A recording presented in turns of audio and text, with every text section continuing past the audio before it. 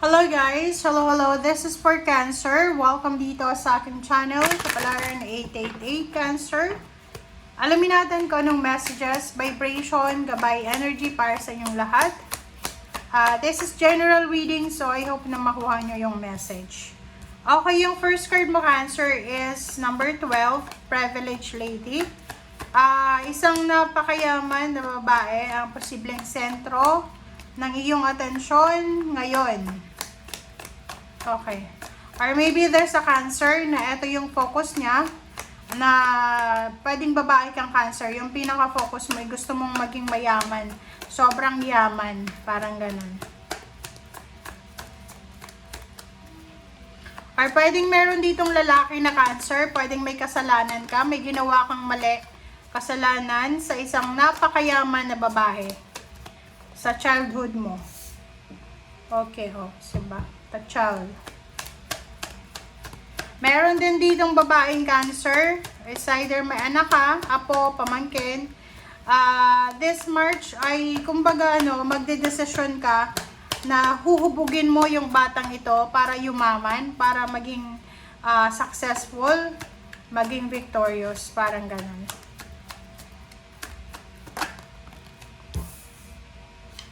Alright, so kung lalaki ka naman na Cancer, sinasabi ng baraha, na posibleng ikaw ay makakatagpo. You're single. You're single na male na Cancer. Posibleng makatagpo ka ng isang mayaman na single mom. And pwedeng ito ay maging love life mo, or pwedeng ito ay mag-offer ng relationship sa'yo. Kung matatanggap mo siya bilang single mom, but financially super stable yung babaeng to.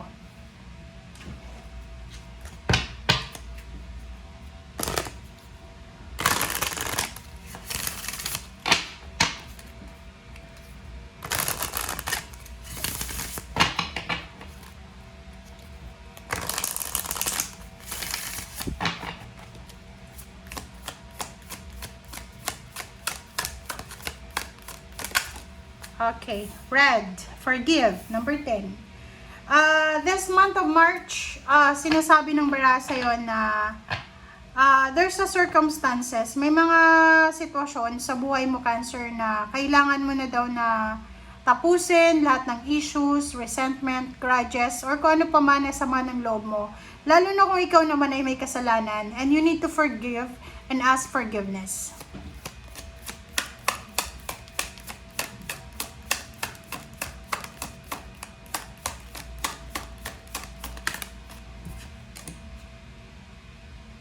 Okay. May iba naman dito sa inyo, Cancer, na siguro masyadong stressful yung few months mo, starting December, January, February, and then pagdating ng March, sinasabi ng baraha sa'yo na you need to slow down. Kailangan mo daw na mag-relax, pwedeng magbakasyon, magpahinga, matulog, kumain ng tama. Sa weekend, siguro marami kang ginagawa for several months na napapabayaan mo na yung sarili mo. So, sinasabi ng baraha sa'yo dito na kailangan mong magpahinga, kailangan mong unahin ang sarili mo, ang health mo, ang healing mo, kailangan mong unahin yung sarili mo. And last dito sa second deck natin is expectations.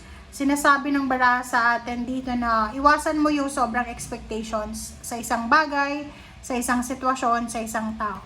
Okay? So, iwasan mo yung sobrang pag-expect para sa future. Iwasan mo din na palaging humingi ng approval, ng opinion sa mga tao. Lalo na sa mga fire sign, Leo, Aries, Sagittarius. Alright.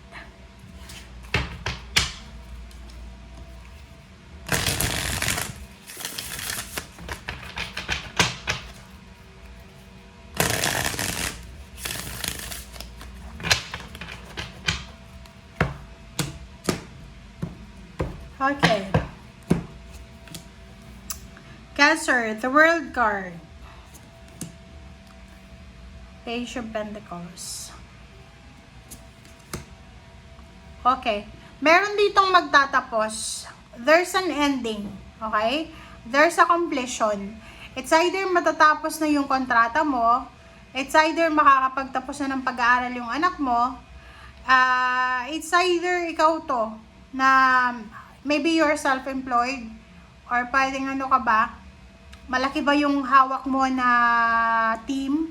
Kasi sinasabi ng bara sa'yo dito na posibleng tapos na yung project mo or pwedeng tapos na yung ginagawa mo sa ngayon, kontrata, and papunta ka na sa next na location, sa next step, sa next journey mo. So, may naghihintay sa'yo. So, sinasabi ng bara sa'yo dito, Cancer, na keep going kasi in the near future, may naghihintay sa'yo na bagong journey. So, pwedeng ikaw ay mapopromote, pwedeng madadagdagan ng sweldo, pwedeng ililipat ka sa mas stable na trabaho, stable na lugar, ganyan, ganito.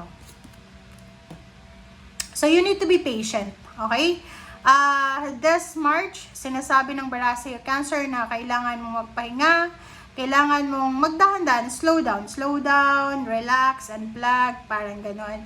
And pasensya, kailangan natin ng sobrang pasensya kasi medyo mabagal yung takbo ng sitwasyon mo. And the tower, dalawa yung tower mo, sinasabi ng bara sa atin na huwag tayong magpadalos-dalos sa mga decision makings nyo, especially this March, para hindi kayo magsisi sa bandang uli. Huwag masyadong huwag masyadong aggressive. Huwag masyadong aggressive and impulsive sa mga decision making mo sa buhay. Okay, Knight of Swords. You're waiting for a good news. You're waiting for a confirmation. So, yun na nga, sabi sa'yo ng baraha, slow down, unplug, and chill. Kasi magbabago din yung lahat eh. Okay? The Wheel of Fortune is here. Sinasabi na kailangan mo maging patient kasi yung pagbabago na yan ay pwedeng magbigay sa'yo ng shock. So, dahan-dahan lang, okay? Dahan-dahan tayo. Habang naghihintay ka, planuhin mo kung ano yung mga next move mo, next project, next journey, next plan. And yung pagbabago na hinihintay mo, darating siya sa tamang panahon. So, iwasan natin yung sobrang expectations, but we need to be positive. Positibo lang, pero huwag mo masyadong ibigay yung 100% na expectation mo sa darating. Basta planuhin mo lang kung ano yung gusto mo and work for it. Okay. Dito naman, sinasabi ng barahan na you are super excited. You're super excited for the upcoming events. There's parang like travel. So, pwedeng ikaw ay pauwi ng Pilipinas, papunta ng ibang bansa, lilipat ng company, lilipat ng lugar, relocation, or anything. Basta you are super excited. You are super excited sa kung ano man ito na plano na darating. Okay? Thank you guys. Bye!